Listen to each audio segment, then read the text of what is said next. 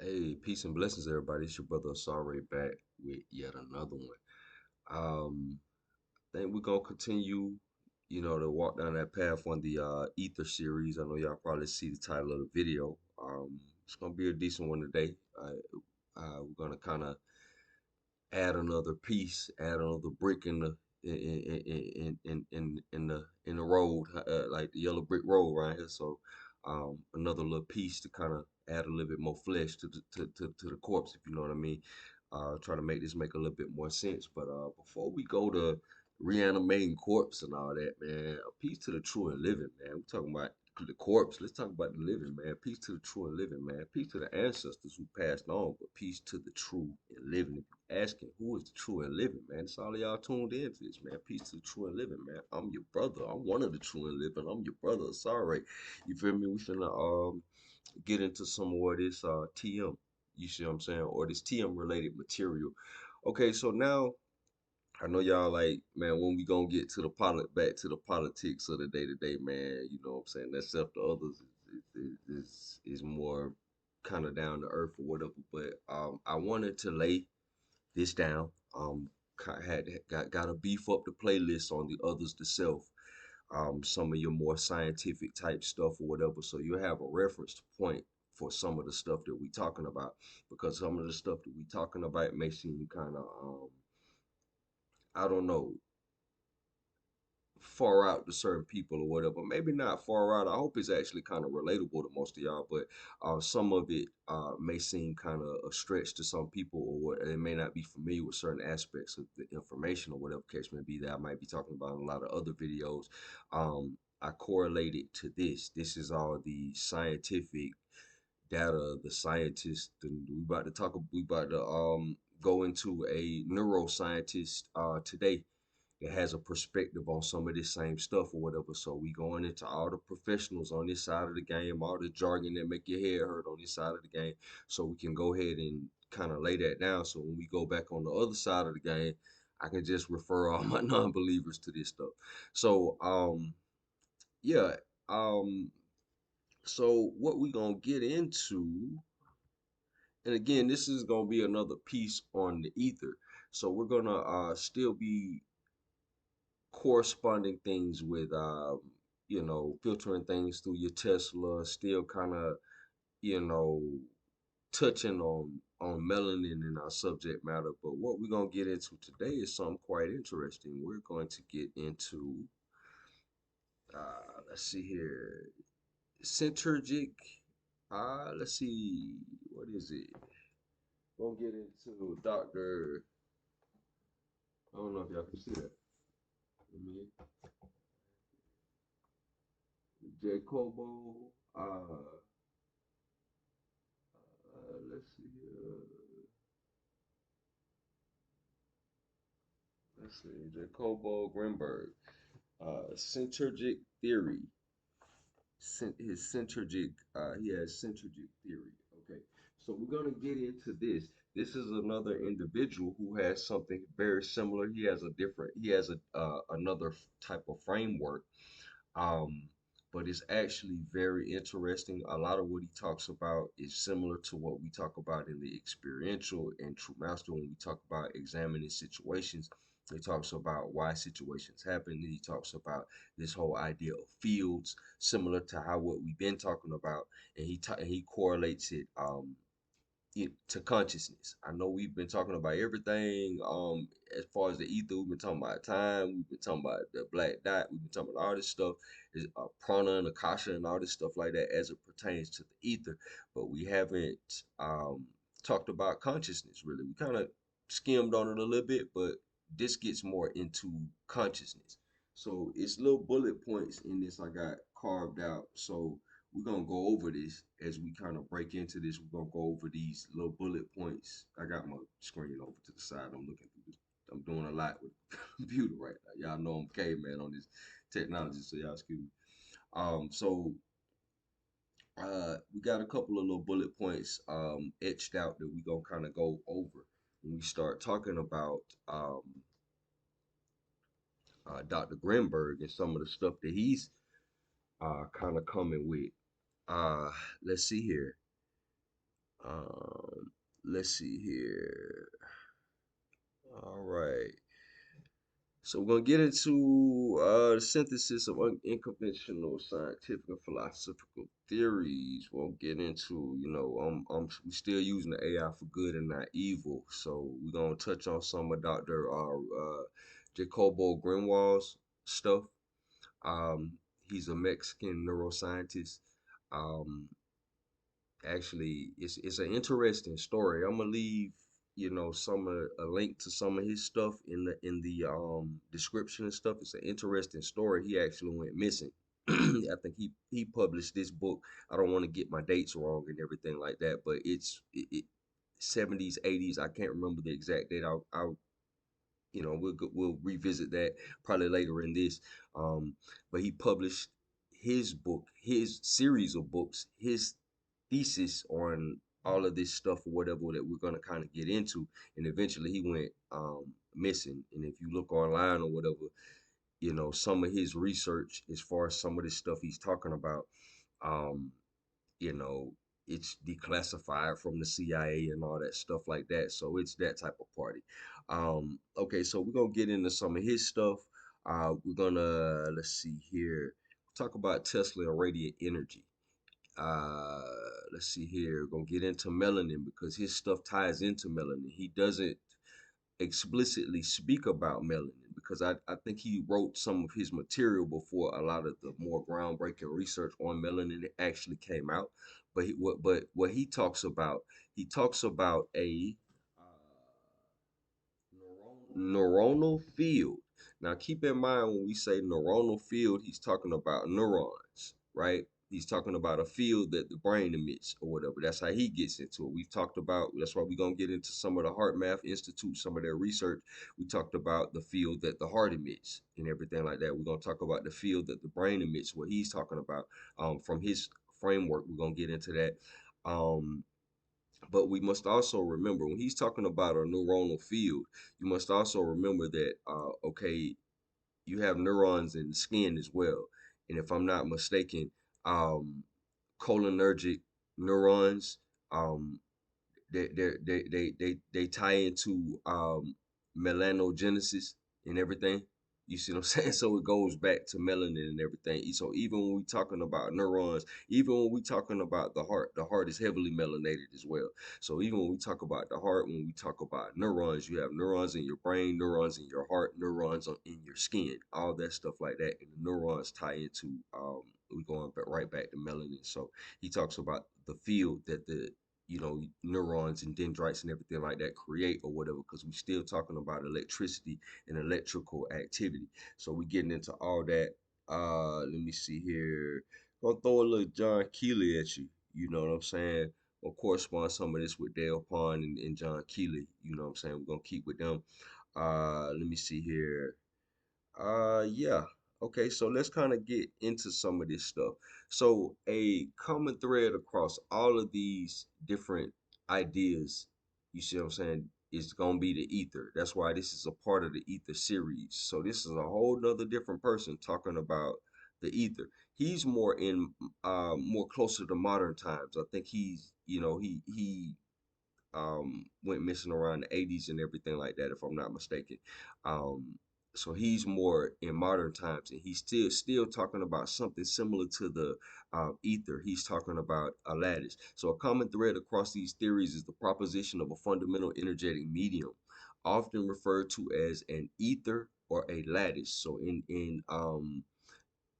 Dr. Grinberg's work, he's dealing with a lattice that permeates all space and serves as a substrate for reality and consciousness. Within this framework, consciousness is not merely a product of the brain. Consciousness is not merely a product of the brain. So this is the second type of way you kind of heard this. And we had a whole video about the science of the heart and how your mind is not in your head. You see what I'm saying? This is a whole nother different person with a whole nother different set of framework, and he's saying within this framework, consciousness is not merely a product of the brain, but an interactive force that can influence this fundamental matrix through mechanisms like coherence and vibrations. So he's gonna get into influencing what he refers to as the matrix and stuff like that, the holographic matrix and stuff like that. We still get into the idea that everything is connected. I think um, well, we gonna get into that on another video. We're gonna go into David Talbert, his stuff on the electric universe and stuff like that. We're gonna kind of get into some of his thoughts on certain things in a future video. Um, and he talks about that, how everything is connected, how stars are part of star systems and galactic systems, and everything in the universe is actually connected and everything like that. So we get into those ideas when we get into this more electrical type of framework. So within this framework, consciousness is not merely a part of the brain, but an interactive force that can influence this fundamental matrix through mechanisms like coherence and vibration. So that's similar to what we talk about in self to self. How you feel about yourself can interact basically with the people that you, or what's external to you, or what's apparently external to you, or whatever the case may be. And it creates various situations or whatever, similar to like in an astrology chart, you have the person's natal chart, the energy that they start off with when they born, their personal energy or whatever, their personal field or their personal circumstances or whatever, their chart. And then you have to correspond that or contrast that with the chart of what's going on currently and everything like that. So that's a similar idea. I mean, I normally make that type of correlation. So many of these theories challenge conventional scientific paradigms. That's what we do in a lot of these videos. We've been doing a lot of these uh, videos in regards to the ether. So let me see here. So let's get into some of Grinberg stuff, some of Dr. Grinberg stuff before we kind of get too far into this. You see what I'm saying? Okay, so let's see here. 1 second. Let me get into this real quick.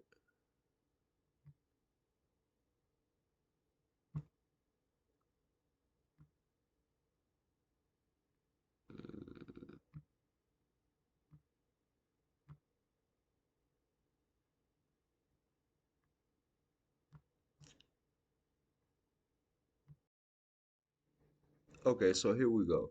Okay, Dr. Jacobo Grinberg's Syntergic theory proposes that consciousness is not solely generated by the brain, like what we said, but rather a universal non-local field of consciousness that interacts with the brain, right? Similar to what Tesla was talking about when he how he got the inspiration for his inventions and stuff like that. He would think about about something or whatever, and he would tap into a field of consciousness that all consciousness came from, or something of that nature, how you would talk about it. Okay, so this theory suggests that reality is a co-creation between the brain and the synergetic field, similar like how what I was talking about, how you have a personal type of field or what have you, and then you have some interaction with your environment at large or what have you. So co-creation between the brain and this synergetic field, and that the brain acts as a receiver or transducer of this field. It sound kind of like the melanin, how we were talking about earlier.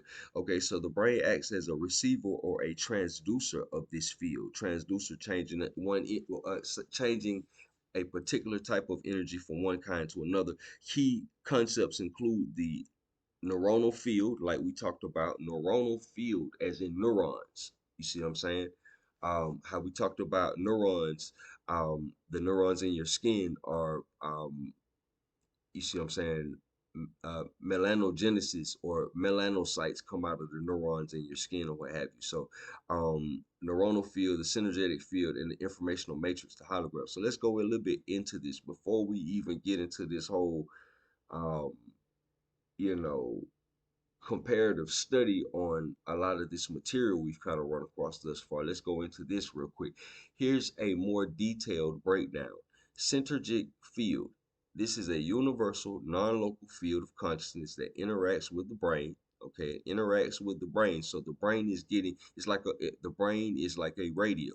And this is the frequency that the radio is getting. It's coming from this non-local field, is what he's saying. It's considered a fundamental aspect of the universe, not just an emergent property of the brain. So basically, he's talking about, as we get into this, he's going to talk about how consciousness, similar to how we talked about in the previous video, how nature is self-assembling, how the fabric of space, when it's a tear in the fabric of space or what have you, that's why they can't produce black holes and artificial black holes, and they can't sustain them for any uh, significant amount of time, because space, the fabric of space, has the tendency to repair itself, self-assemble and all that. Okay, so this synergetic field, what he's talking about, this ties into what we've been calling the ether through this whole discourse or what have you, but we're filtering it through yet another language, yet another framework, but we're still arriving at the same thing over and over, but it's just said in another different way or what have you. However, when we examine it from this perspective, we're gonna get little nuances that we didn't get in the previous um, little the previous journeys through other framework. So let's see here. This is a universal non-local field of consciousness that interacts with the brain. It's considered a fundamental aspect of the universe, not just an emergent property of the brain. So consciousness is a fundamental aspect of the universe, and the brain is just a radio that picks it up, a receiver. Okay, neuronal field. Okay, so this neuronal field, the brain is believed to create its own energetic field. Okay, similar to what we talked about the heart does or what have you. Similar to how what we've been talking about the human biofield at large really is or what have you.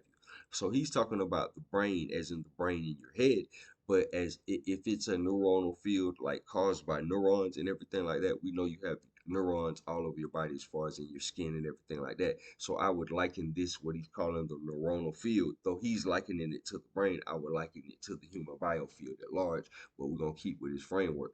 Neuronal field, the brain is believed to create its own energetic field, the neuronal field, which interacts with the synergic field and the space matter continuum, right? So he's talking about the fabric of space and matter, which what we said on previous videos, the fabric of space and matter from the perspective of Tesla, from the perspective of, let's say, like John Keely or whatever, that's just the ether. They don't believe in space time as a separate dimension. Go back to the video that we did on the fabric of time. It talks about how when you get into a lot of your ether theories, they deal with time as a side effect. It's a side effect of the vibrations of everything else that's going on. So keeping it moving. Informational matrix. We've been talking about this whole idea that the universe operates like a hologram, informational matrix, hologram, or whatever case may be.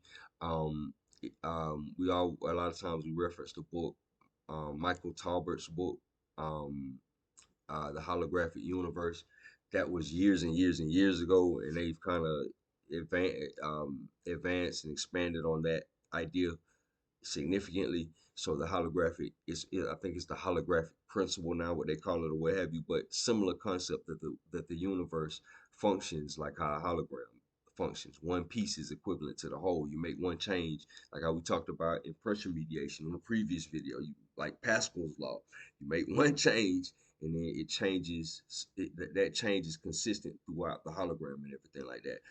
How we say in the experiential, nature is self-similar across scale. You see what I'm saying? Things repeat and all that. That's because we're dealing with the nature of a hologram. So this ties back into a lot of the stuff that we've been talking about or what have you. Okay, Grinberg posits that reality is an undifferentiated energetic matrix or hologram. The brain interacts with this matrix to create our experience of reality, right? So he posits that reality is an undifferentiated matrix, like the like the ether, like what we're talking about, but it has a holographic nature to it or whatever.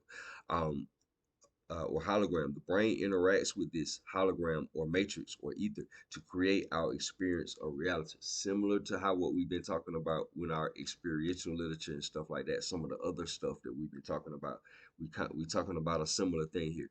Okay, so coherence and consciousness, a highly coherent neuronal field, high synergetic brain high neurosynergetic brain is associated with a sense of unity and the ability to potentially manipulate the hologram. a less coherent. He's talking about a shaman when he talk about a high neurosynergetic brain, somebody who's able to manipulate the hologram. That's like a shaman or somebody who practices breath work or qigong or something like that. Somebody who invests time in that. Okay, a less coherent field, low neurosynergetic brain is associated with a more personal, ego-driven person. The average individual is what he's saying. That has to, you know, most of us are living day to day, and we don't have the luxury of going on a mountain for 10 years and just meditating and kicking it. You know what I'm saying? We got to deal with the ups and downs of life and everything like that. So we don't have the luxury of that. So that's kind of why, you know what I'm saying, nature produces various individuals, as you can see from some of the stuff I pieced together over the years and over time, whatever. Nature produces various individuals for us to be able to, you know, benefit off of that. You know what I'm saying? Benefit off of their experience. Like I said before in a previous video, everybody's purpose on this planet, astrologically speaking, is not to come in here and make a million gajillion dollars. If you're not the ultimate the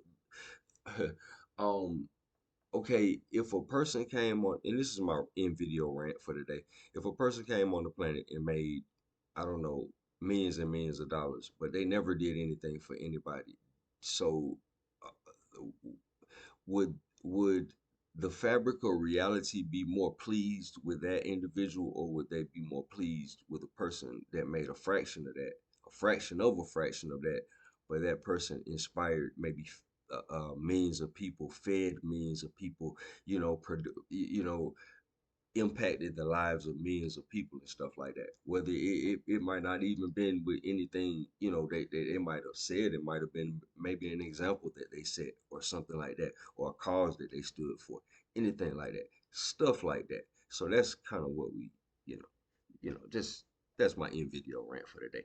So okay, so theory proposed that individuals will hide. Okay, we went over that. Uh, Grinberg's work also suggests that all minds are interconnected through the excuse me, Syntergic field. All minds are interconnected through the synergic field. It's similar to what we've been talking about. Go back to the video on morphic resonance, morphic fields. He's in his stuff. He's put a lot of all of the stuff that we've been talking about kind of in his framework and everything like that. So, you know, this should be basically a review for everybody who's been kind of watching these videos and kind of keeping up or whatever catch me. So telepathy and interconnectedness, as far as his framework, Grimwork's work also suggests that all minds are interconnected through the synergy field, potentially explaining phenomena like telepathy and remote viewing. Okay, so let me see here. One last thing. Okay, blah blah blah. Grimwork's theory implies that consciousness is not just an emergent property of matter. We talked about that fundamental aspect of the universe. Grimwork's work also touches on the potential of shamanic practices to access and manipulate the synergic field, influencing both individual and collective consciousness. So, you know, people who are, I don't know, like highly spiritual, highly, you know, a part of certain groups, certain orders and things or whatever case may be, they might do certain, I don't know, certain rituals and certain practices to influence peace on the planet in general. You see what I'm saying? They might have something that they do to influence the uh, um, I don't know, people on the planet as a whole or whatever, or the collective energy. Similar to, go back to the video where we were talking about geobiology. We were talking about how you have areas of discord on the planet or what have you, and things like churches and people chanting and people singing and people praying or whatever, that evens out the discord or balances out the discord. So like what he's saying, like with shaman and people like that or whatever case may be, they can affect the field at large and everything like that. So that's some of the stuff that you get into when you get into that. So we're gonna get a little bit further into what we kind of getting into. I know that I might have drugged that on for a little bit. I apologize for that. Um, okay, so we're gonna go through some of this and just kind of contrast a couple of the different. things that we're going to, a couple of the different frameworks that we're going to kind of be comparing or what have you, so you can kind of see the similarity. Again, Dr. Grinberg, he's the he's one of the more recent people on this list as far as his work came out. I know a lot of times when we speak about uh a lot of times I pair Nikola Tesla and Eric Dollard together. Eric Dollard's in the modern time; he's still alive today. But I pair his work, though he's his own person, but I pair his work with Nikola Tesla a lot of times because he's very helpful in understanding the mind of Nikola Tesla. Same way how I do Dale Pond. Dale Pond is still alive in this day and time, but I pair him with John Keely because he's helpful in understanding the thought process of John Keely. So that's what I mean when I say Grinberg is one of the more recent people.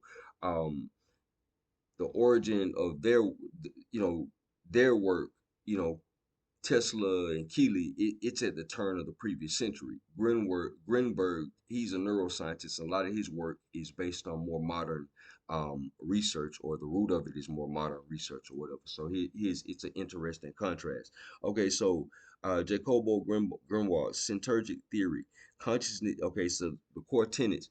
Consciousness interacts with the fundamental lattice, because the lattice holographic non-local matrix via a neuronal field to construct a construct and potentially modify reality. Brain coherence facilitates this interaction. Okay, let's see. The key overlay, the lattice is a universal field potentially synonymous with the ether. Brain coherence is a key interface.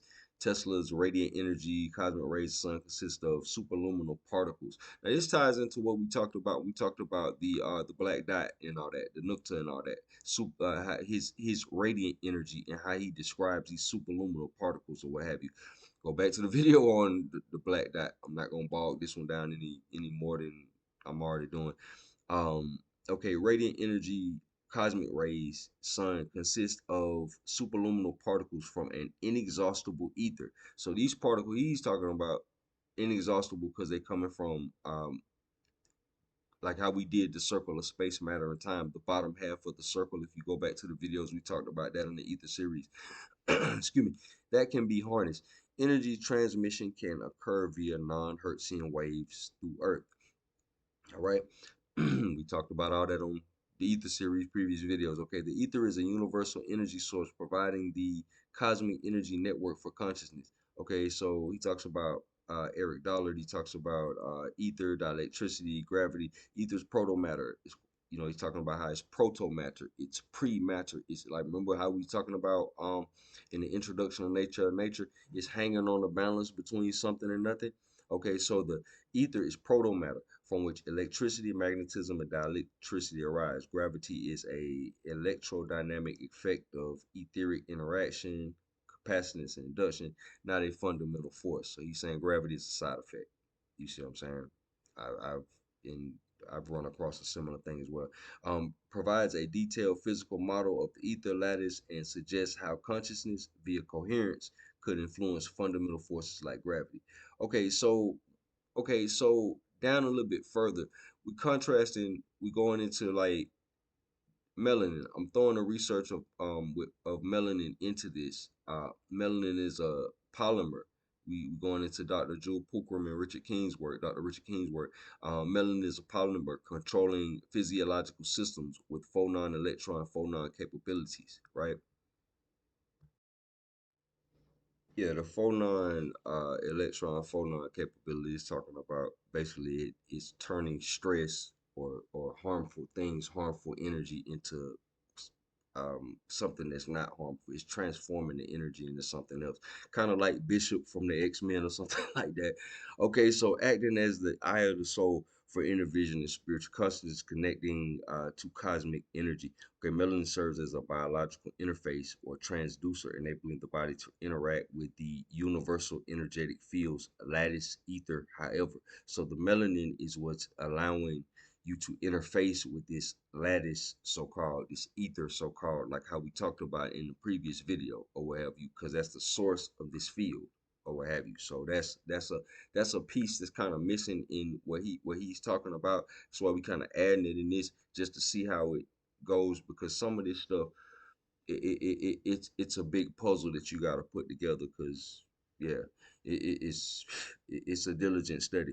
So with Keely, all phenomena are governed by universal vibration and resonance with the ether. Power can be generated by manipulating these sympathetic vibrations, linking spirit and matter. So he's dealing with that. Vibration is the fundamental mechanism underlying the energetic interaction of the lattice and the coherence states of consciousness. So he's talking about vibration is the underlying fundamental principle that's affecting the lattice and everything like that. This goes back into the previous video we did. It's about the black dot and everything, the nukta and everything like that. We liken that unto prana. We talked about how Tesla's physics is based off of Vedic metaphysics, and he's a proponent of akasha, which would be the ether, and prana, which would be the life force acting in the ether. So these particles he's talking about, or whatever case may be, like how we talked about in the previous video, check out the previous video. Those will be more so like on the level of prana. And when we say the particles, we're not talking about traditional subatomic particles. We're not talking about atoms or nothing like that. You check out the previous video on the black dot. It goes and all that. Okay, so HeartMath Institute, heart rhythm coherence induced by positive emotions, optimizes physiological and cognitive functions, leading to heart brain synchronization and enhanced intuition, including non local intuition. So, this is coming from the HeartMath Institute. We already talked about this on a previous video. What we're doing, we're correlating heart coherence with what he's talking about here in his Syntergic field. He's talking about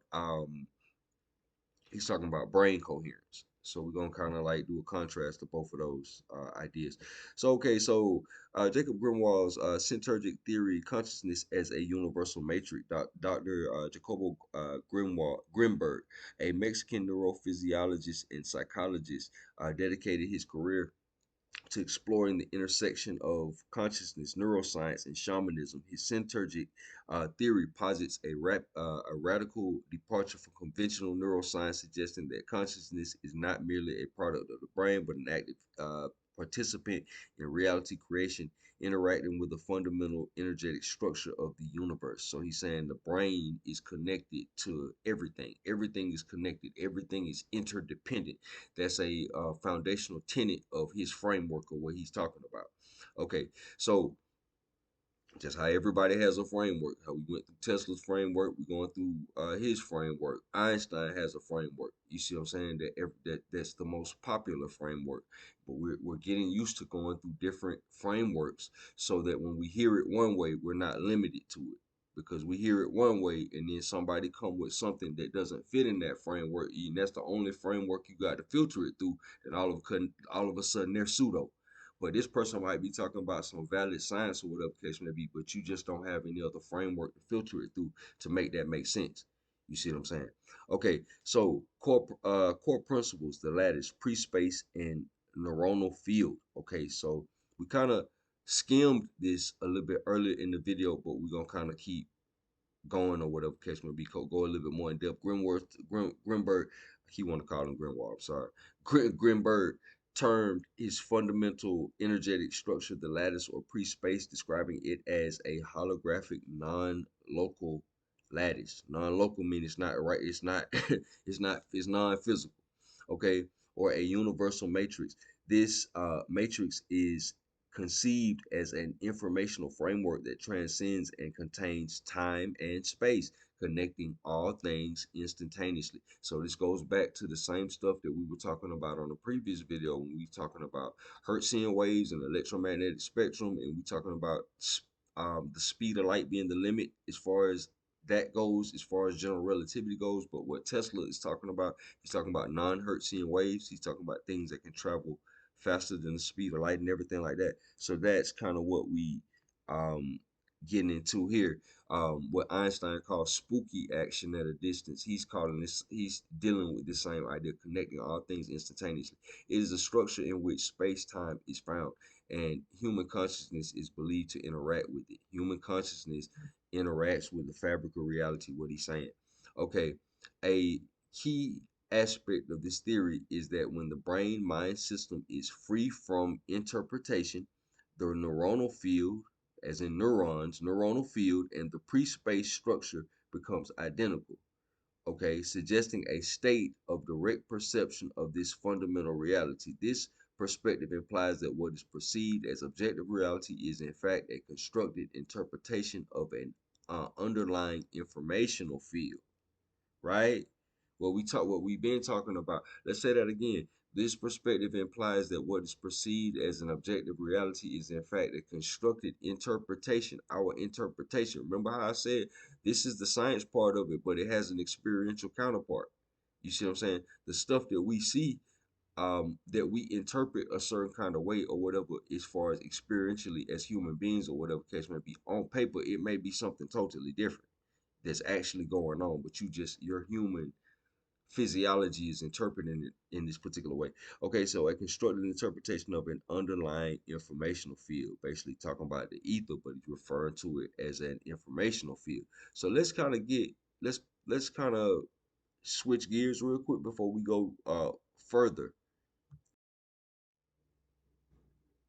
Okay, so with this Jacobo Grinberg's work on no mind. So what he did in his research, he advocates meditation as a way of kind of how he, because he's trained by shaman, he's talking about meditation as a way to be able to, how he talks about it, his method to manipulate um the matrix or the lattice, how he talks about it. So Jacobo Grinberg's work on no mind and its connection to Buddhism centers on the idea of transcending the limitations of the thinking mind through meditation and self referential awareness. His Syntergic theory proposes that reality is a holographic projection of a deeper quantum field, and that the meditation practices can help individuals access and interact with this field, ultimately leading to a state of expanded consciousness and a more holistic experience of reality. Here's a breakdown of the key concepts. No mind. In Buddhism, in Buddhist traditions, no mind, also sometimes referred to as mindlessness or empty mind, refers to a state of mental clarity and freedom from conceptual thought and habitual mental patterns. Now, ain't that one of the things that we constantly talk about on this channel a lot? Patterns, and even mental patterns and stuff like that.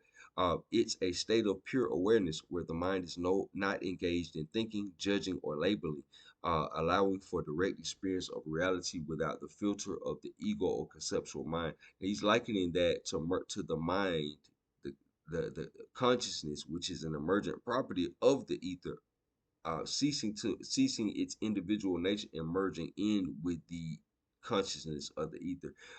It's called this something similar. I think the Vedic tradition has something similar to this, but it's a total different breakdown. This is no mind. Buddhism has a little bit different view on that, or what have you. I think the Vedic tradition, you're merging in with, you see what I'm saying, the cosmic mind. It's a slightly different view on that. Jacobo Grinberg's Syntergic theory. Grinberg's theory posits that the brain is not just a receiver of information, but an active participant in shaping reality. He believed that there is a deeper quantum field that underlies and connects all things. Again, we talked about that, and that the brain, through its neural activity, can interact with this field, creating our perceptual reality. He termed this interaction synergy. Okay, so that's why he named the theory after that. Interacting with the field in his concept is called synergy. So this is very similar how he talks about a neuronal field, neurons. We talk about, we connect the neurons to melanin. You see what I'm saying? Melanocytes and everything like that, and melanogenesis and all that good stuff like that. And we collect, and melanin is important because it facilitates the human biofield, which is commonly called the aura. So with what he's talking about, the neuronal field or what have you, it's a very similar idea because it's facilitated by neurons. Okay, so meditation and no mind. Grinberg saw meditation as a key tool for accessing this deeper quantum field and expanding consciousness.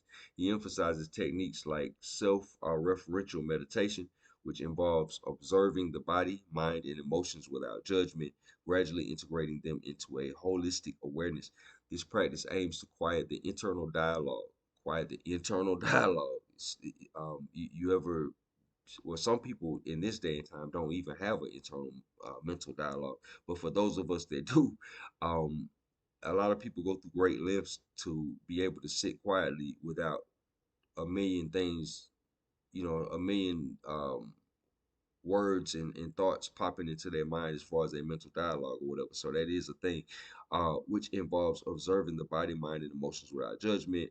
Okay, so the practice aims to quiet the internal mental dialogue and cultivate a state of equanimity where one can observe phenomena without being caught up in them. You see what I'm saying? You'll be able to observe the patterns without starting new patterns and getting caught up in any existing patterns or what have you. You're outside of it. You see what I'm saying?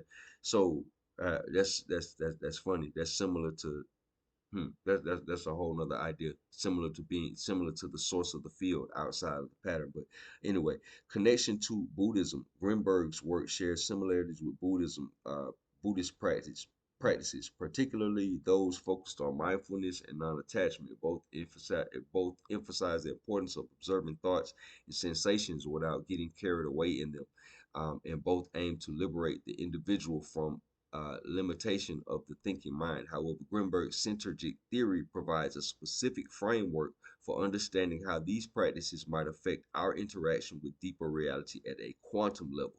Remember, we talked about in the previous video the melanin functions on a quantum level. So all of this stuff is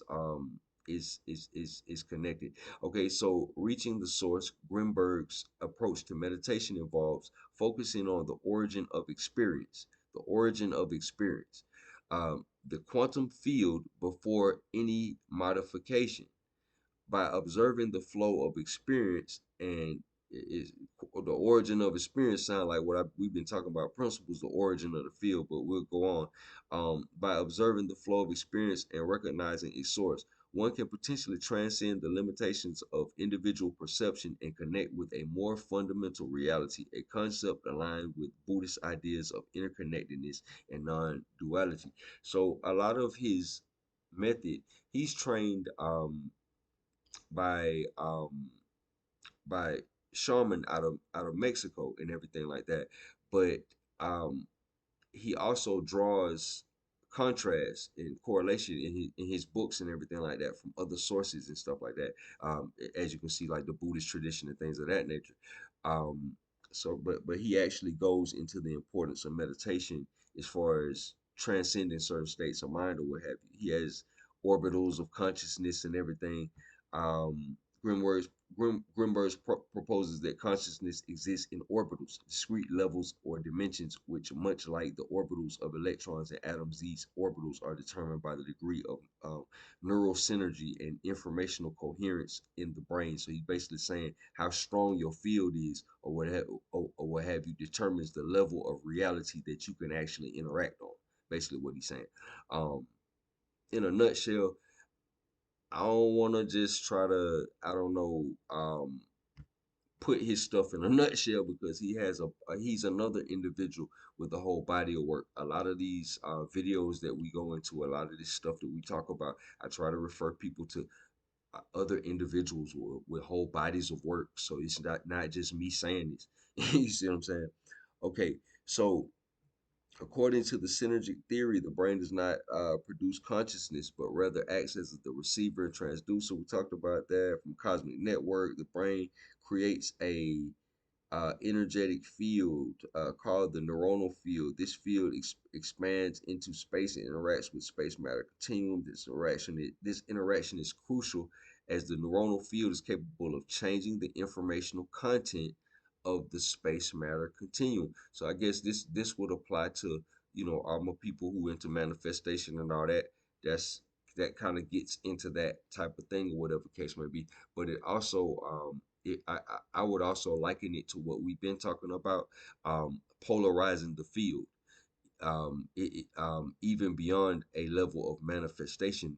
On that extreme, I would say just decision making and balancing the energy. Remember how we were talking about neutral fields and everything like that. How when you polarize the energy, either way, experientially, it shows up as overdoing something or underdoing something. Balancing the energy would be doing it just right. It's similar to what he's talking about. Um, um, you affecting the fields and physical forces. Perceptual experience itself is considered the result of the interaction. Peep this. Perceptual experience itself is considered the result of the interaction, right, between the neuronal field, your personal field, and the energetic organization of space. So doesn't that sound like, again, just like how we talked about previously? Um, your neuronal field, which is very similar, an astrologer would say, to your natal chart or whatever. The people in your life, I can literally see them in your chart. So they would be, it's like they're in your field and stuff like that. Stuff that's going on in your life, all that stuff like that. A person can see that in your chart or what have you. It's very much likened unto your field. And then you have the transiting chart, which is what's going on in the world at large or what have you. And that's likened very much similar to what he's talking about. Okay, so this framework suggests that the brain activity is not merely processing external stimuli, but actively participating. I think we said that on previous videos. We're actively participating. We talked about the previous video where we were talking about light as food, about how the lights that we're around, not only do we consume gross food, but we also consume light and sound and everything like that. We talked about how the melanin is affected by acoustic frequencies and all that. Talked about basically the same thing he's going into about how the human body is basically an antenna. Just keep fleshing this out. In the construction of the perceived world by interacting with a deeper energetic layer of reality, Grinwald posits that postulated that humanity lives in an informational matrix, which he called the hologram. We talked about that, where individuals can dynamically interact with the construction of reality, not just as spectators, but as active participants. This aligns with the holographic model of reality, where manifestation involves altering the information encoded in the hologram through focused intention. Okay, altering the information encoded in the hologram through focused intention. So manifestation is in that same, that's still changing the polarity of the field. You see what I'm saying? But that's I would say that would be a more, I don't know, that's more involved as far as a mental exercise and everything like that. Those people who were really into hard body into it. I'm not saying that that's not real. I just don't spend a significant amount of time on it. I'm just not real heavy on the manifestation part of it. I'm not saying that that's not real for people who are into it, but that's just not my focal point. Okay, so but what I'm saying is the decisions that we make is also a polarization of the field. So this will also involve altering the information encoded in the hologram through focused intention. Same thing what we've been talking about, polarizing the field. We use the example of you went overseas or whatever case may be to the islands or whatever case may be. You met you met your a little nice little something or whatever case may be. You call wifey, hey, they ain't never come back. You're polarizing the field. That's too much or not enough. Probably if you're doing stuff like that, you're probably doing too much. You see what I'm saying? So that's kind of what we've been talking about. The ability to perceive and decode information, you see what I'm saying, from the pre-space field. Then we say melanin is a modulator, demodulator, transducer. Okay, the ability to perceive and decode information from this pre-space field is primarily centered in the neuronal field created between the brain and pre-space. Okay, so we're gonna kind of, you know, kind of move through this a little bit faster or whatever. I know I've been kind of lagging and dragging, but just trying to make some of the key points. Brain coherence and its implications for reality modification. Uh, Grinberg's theory suggests that a brain operating in a highly coherent mode, like a shaman or a person who meditates all the time, not, you see what I'm saying? And in an abstract fashion, a high Syntergic brain creates a neuronal field that could potentially decrease the gravitational forces around it. Conversely, a low synergetic brain, a neurosynergetic brain, less coherent, concrete fashion, can shift the informational content of surrounding space toward that modality. This implies that brain coherence is not just an internal neurological state, but possesses external reality altering effects. All right. So brain coherence, as he's talking about, um, it's not just some inside of your head or whatever. You're receiving frequencies from externally, and that's affecting you as well. Um, okay, so meaning a brain with greater coherence links is theorized to have the ability to modify the hologram at will. He's talking again. He's talking about a shaman. He's talking about somebody who trains and kind of deals with this. Not saying, as we can see with some of Courtney Brown stuff, even the idea of remote viewing is trainable for a regular person to do. But that's just kind of throwing that out there, because I'm gonna have some people gonna be, well, I can't do, because you it's methods. That goes back to what I've been saying this whole on this channel this whole time, or whatever the case may be. Methods. You saying, well, I can't do it. I ain't never seen that. Because meaning the brain, with a person with greater coherence, is theorized to have the ability to modify the hologram at will. A person with greater coherence, a shaman, a person who trains this type of stuff, a person with a method. Can you dig it? Okay, so let's see here. Is theorized the ability to modify the hologram. We're achieving feats that defy known laws of physics, such as the shamanic surgeries performed by Pachita. If I'm not mistaken, Pachita's a Native American or Mexican shaman that he might have studied under, because he has a couple of books. I haven't read all of his material, but um, he has a couple of books that are attributed to the ways of the shaman and stuff like that. So um, meditation plays a critical role in Grinberg's framework. His research consistently links meditation to an increase in brain coherence.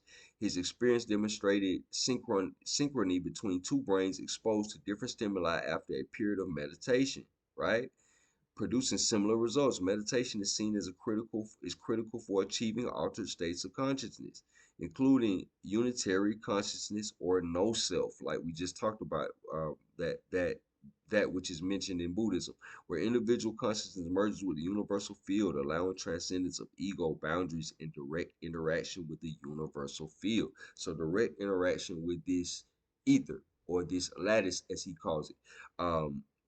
This state of no self is critical for aligning the neuronal field with the lattice at a high synergetic level, engaging in enabling manifestation. The practices of meditation, therefore, are presented not merely as psychological tools, but as method for physiologically tuning the brain, not just psychological tools, but physiological, because when you make these changes, it actually changes the forming of your brain and stuff like that. So physiological tuning the brain to interact with the fundamental structure of reality. So the more you train and utilize methods in this area and stuff like that, it trains your body to be more used to it, and more easily get that done. Okay, so the transferred potential and non-local brain correlation. Grinberg's pioneering experiments on transferred potential aim to demonstrate a quantum system in the brain creates a non excuse me a quantum system in the brain creates a non-local EPR correlation among human brains, right? A quantum system in the brain creates non-local EPR correlation among human brains. In these studies, two individuals would meditate together, then be separated into electromagnetically shielded rooms. When one subject was presented with light flashes eliciting shock responses, the other subject's EEG showed a similar, perfectly timed shock response 25% of the time. This transferred potential. So basically, these people meditated together, and then they were separated, and then they could feel stimulus that the other one felt. Basically, the implication is a non-local Einstein-Pulaski-Rosen EPR. That's what the EPR is. Correlation between human brains supporting the brain's macroscopic quantum nature. This it's operating on a large scale between two people, as opposed to just entanglement between two atoms or something. This phenomenon was observed in cases where subjects achieved direct communication through meditative interaction.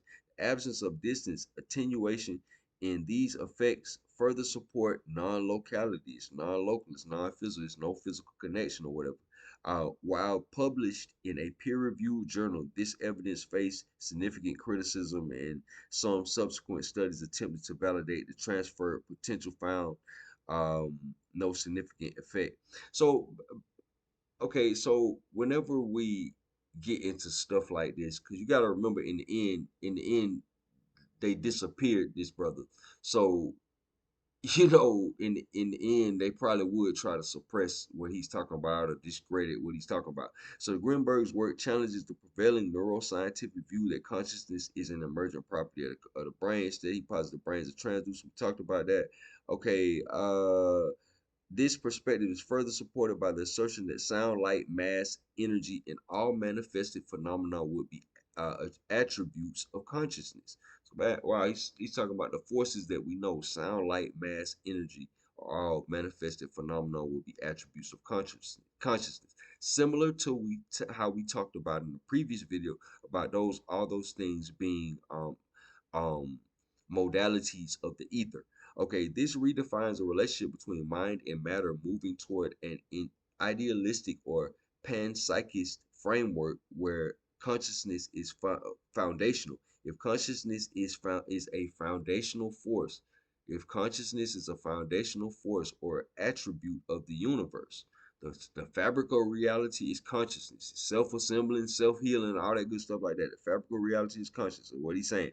If consciousness is a fundamental force or attribute of the universe, then its manipulation, particularly through practices like meditation, could directly influence the fabric of reality. Right? That's what he's saying in his framework. This understanding opens the door to interpreting, um, let's see here, interpreting phenomena like shamanic healing, not as supernatural. Okay, this understanding opens the door to interpreting phenomena like shamanic healing, not as supernatural, but as direct interpretations, uh, interactions with the fundamental informational structure of the universe. I think we said that on a previous video. We were talking about that. How in Einstein's physics, everything is pseudo. When you shift over to Tesla's physics, stuff like this ain't pseudo. It's very easily explained or whatever. Instantaneous action at a distance is called spooky. A lot of things, um, it's hard for them to exist. They really got to stretch it to make them exist and stuff like that. And they got to invent new stuff for it exists in Tesla's version of physics. And other individuals such as John Keely, we find that we don't have to try as hard to make certain things fit. Okay, so the holographic nature of reality, as described by Grinberg, suggests that the universe is an informational matrix, a hologram where individuals can actively participate in the construction of reality. We talked about that. The neuronal field distorts this lattice or hologram and activates a partial interpretation of it. Peep this. Okay, he's talking about situations and what we deal with. We talk about the language of situations, patterns, and all this stuff like that. So listen to what he's saying. The neuronal field distorts this lattice. The ether, what we call it, he's calling it the lattice, the hologram. The neuronal field distorts this lattice and activates a partial interpretation of it. A partial interpretation of it. Our experiences, what I'm calling the experiential counterpart of things that is perceived as an image. This distortion is not merely about creating an internal image, but potentially altering the external reality itself. This provides a mechanism for manifestation. So he's talking about, he's going into manifestation again or affecting it. While focused intention, particularly in states of high coherence, can directly alter the hologram. The concept of no self or unitary consciousness is presented as a state where ego boundaries dissolve, allowing the individual's consciousness. I think it's repeating some stuff, but uh, okay, experimental findings that Meditation leads to increased brain coherence, and transfer potentials are particularly significant. Transfer potentials is talking about two people that meditate together or whatever. When they separate or whatever, they still having certain characteristics and stuff like that. Transfer potentials is explicitly linked to the non-local EPR between two brains, supporting the brain's quantum nature on a macro scale. We talked about that. Um, let me see here. All right. Okay, so we're gonna get into some of this Tesla. We're gonna correspond what what was laid down in Grinberg's framework. We're gonna correspond that with a little bit of Tesla. All right, so okay, it's talking about radiant energy. Okay, Nikola Tesla identified. So this is basically what he's talking about when he's talking about this energy that's being discharged or whatever case may be. Well, um, it gets into these particles and stuff like that. The particles we were talking about, the smallest particles, not atoms, not subatomic particles, but the smallest particles, like how we were talking about in the previous video. It gets into that when he gets into this radiant energy. So we're gonna kind of touch on this, but we're gonna keep moving on. I know this is a bit wordy and nerdy. I hope the contrast is beneficial and it kind of adds a little bit more to some of the stuff that we've been talking about. I hope I ain't, you know, overload nobody. Y'all will have to bring y'all attention span to this one definitely. So appreciate y'all for bringing your appetite. I mean, you could attention span. You feel me? Okay, so Nikola Tesla identified radiant energy in 1901, describing it as a minute, highly electrified particles which he called neutron particles, emitted by the sun and cosmic rays, moving at velocities exceeding that of light. He believed these particles were responsible for radioactive reactions, and that radiant matter acts as a retransmitter of energy.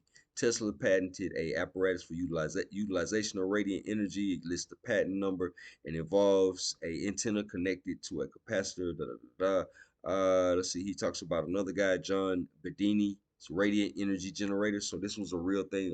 Some other people other than Tesla actually came up with machines to measure radiant energy. Tesla firmly believed the ether was not an empty void, but a dynamic, invisible substance. We talked about that before in previous videos that filled all space, serving as an inexhaustible reservoir of unlimited energy.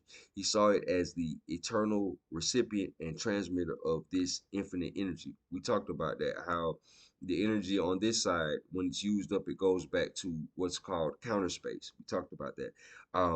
He conceptualized energy and magnetic phenomena as attributable to the ether. Okay, Tesla explicitly distinguishes his wireless power transmission from conventional Hertzian electromagnetic waves. He aims to transmit energy via waves of current through the. Okay, we're just going into that. Okay, so the correlation.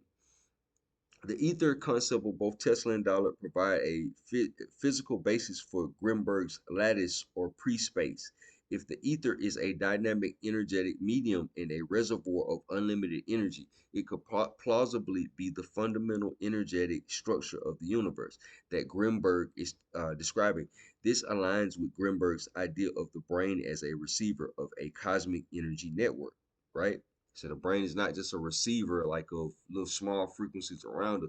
He talking about he did it's bigger than the world, Craig. He talking about he talking about the cosmos, because remember how we talking about the electrical universe and David Talbot's framework. He talks about how stars are fueled not by hydrogen and helium like how they tell you. He's talking about they're fueled by electric currents that that are connected to other stars and galaxies and star systems. And he talks about a whole framework. He don't talk about them being like isolated little BBs out in space. He talk about them being connected to a whole network. He says nothing in space is standalone or sits alone. Everything is interconnected or whatever case may be. So what this would suggest is that cosmic network from space and all that or whatever case may be. I know I know we expanded it out to infinitum, but just trying to make a point. Um, that cosmic network speaks to the brain, or is a part of the frequency that the brain gives. Remember me saying in previous videos, God don't never shut up. God don't never shut up.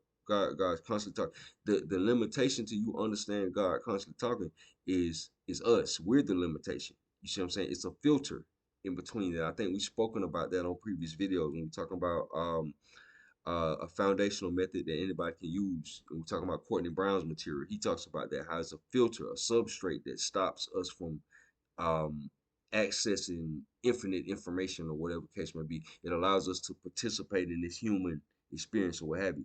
But moving right along. Okay, so Grinberg's neuronal fields distorts this lattice, right?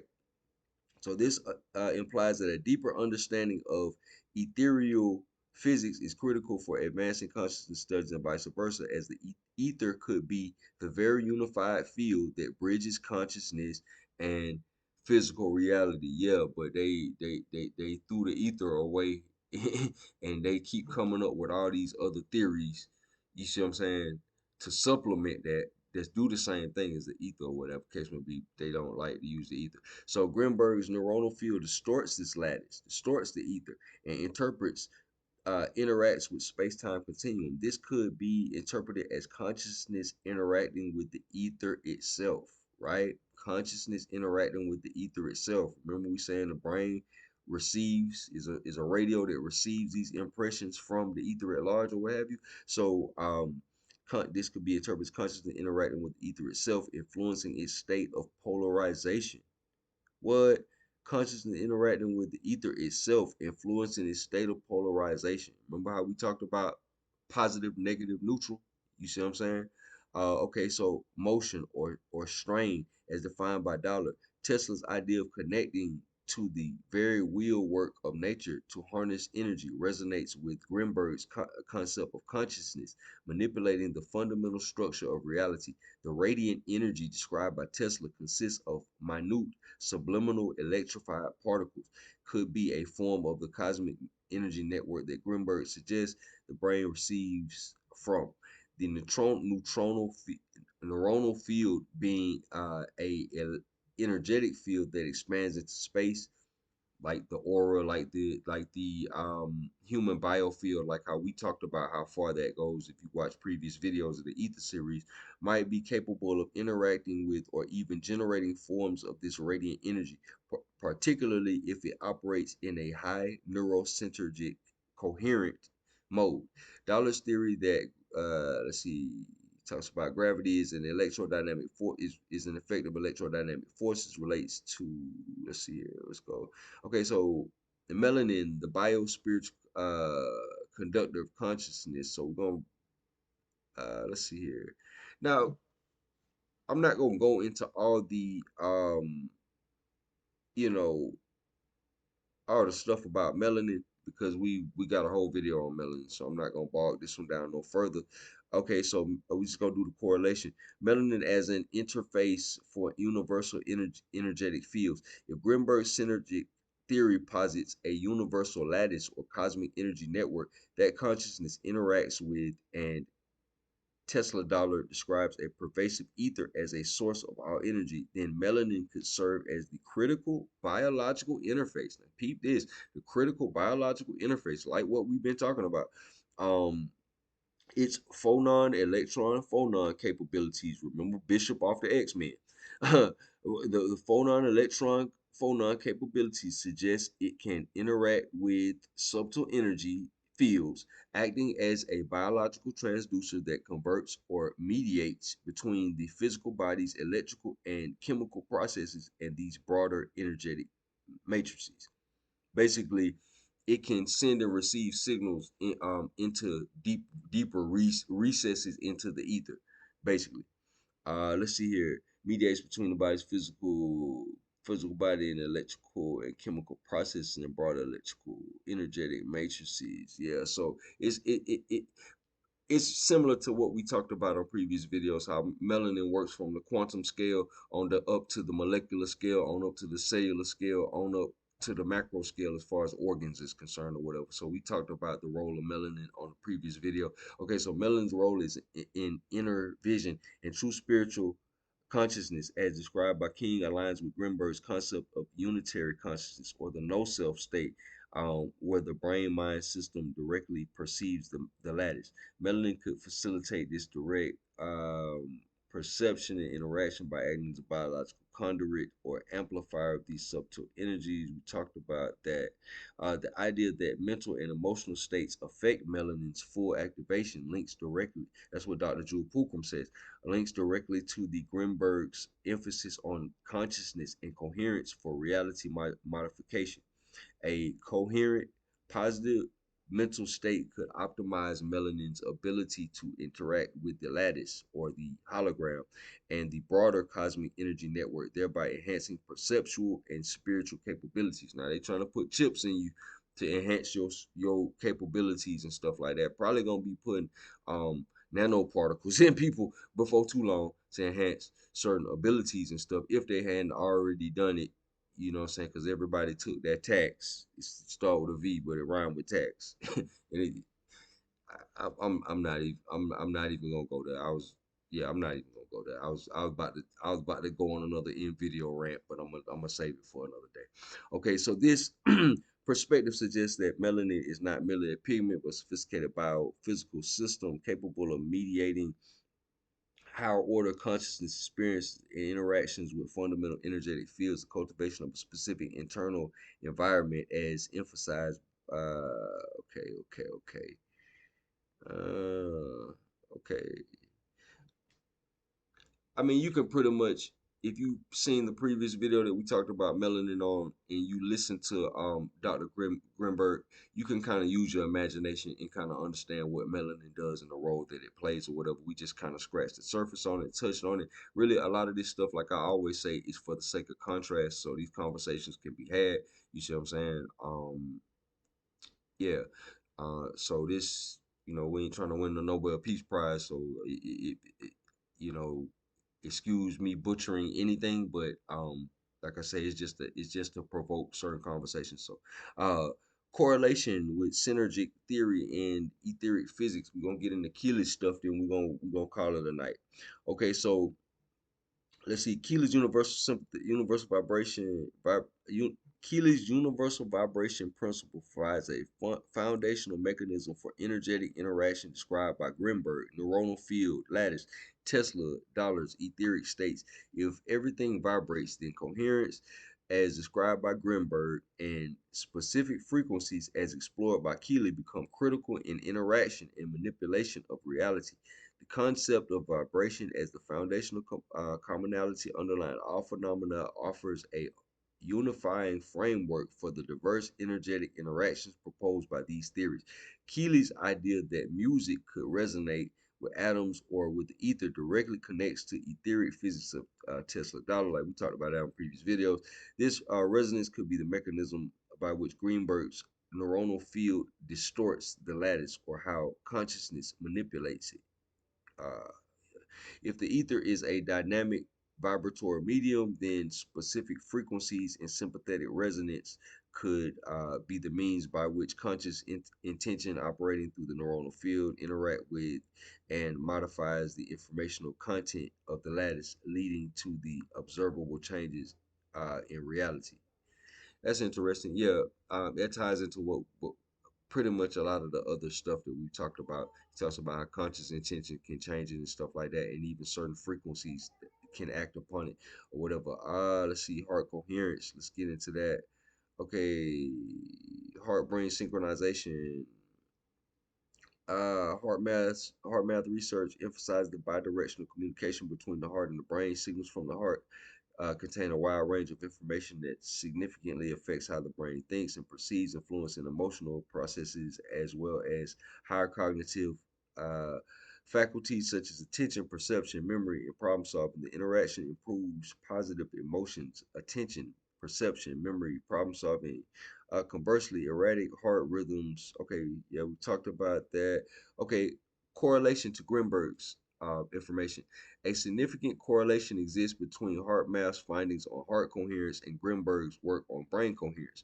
Grinberg's research links meditation to increase brain coherence, while HeartMath's focus on heart coherence and its impact on brain function. This suggests that both heart and brain coherence are states of optimal internal organization that appear to facilitate broader interaction within reality. The physiological coherence cultivated through focused practices characterized by smooth sine wave like heart rhythm can be a crucial precursor for or amplifier for high neural syntergic brain states described by Grinberg. This might be an interesting thing, um, as it pertains to what like Grinberg is talking about and why some of the stuff that he talks about that the shaman, the Mexican shaman could actually do and stuff like that. Some of the things that they could actually execute and everything like that. It may tie. Uh, HeartMath Institute talks about heart brain coherence. As we can see, the heart has a field and the brain has a field, as Grinberg is talking about. So coherence between those two things may constitute, um, I don't know, various different levels. It may be different levels, and it may even tie into what he talks about, like how he talks about orbitals, consciousness having orbitals. So that, like I said, he has a body of work. I will have to get more into a lot of his stuff to really kind of fish that out or whatever. Would what the HeartMath Institute talking about, would that correspond with what he's talking about as far as orbitals of consciousness? Because as we can see, the brain and the heart represent, as we've seen on previous videos, the brain and the heart represent two different levels of awareness and two different levels of consciousness and everything like that. So that's an interesting thing. Okay, so let's see here. Okay, so this directly parallels Grinberg's transfer potentials and non-local brain correlations, suggesting a shared mechanism for accessing information beyond conventional sensory channels, potentially through universal matrix. The increase in heart rhythm coherence is significantly related to becoming more sensitive to intuitive signals, like how he talks about. This suggests that cultivating coherence, whether in the brain or in the heart, tunes the individual to perceive and interact with subtle non-local informational fields, uh, reinforcing the idea that conscious states can bridge the physiological and universal.